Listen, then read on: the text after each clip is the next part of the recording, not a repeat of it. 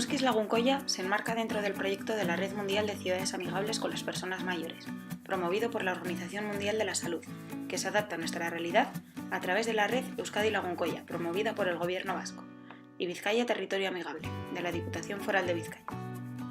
En estos momentos, en el municipio de Musquis, 1 de cada 4 personas tiene más de 55 años.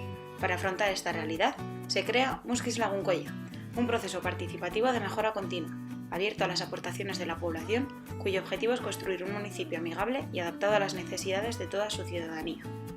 Consta de 4 fases: diagnóstico y plan de amigabilidad, implementación de acciones, evaluación y mejora continua. En estos momentos nos encontramos en la primera fase. El primer paso consiste en preguntar a las propias personas mayores y a toda la ciudadanía en general cómo de amigable es Musquis, y para ello se han creado encuestas y un grupo motor.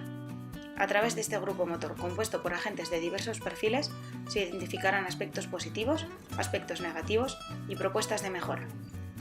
Se trabajarán 8 temáticas: espacios al aire libre y edificios, transporte, vivienda, participación y tejido social, participación ciudadana y empleo, respeto e inclusión, comunicación e información, servicios sociales y salud.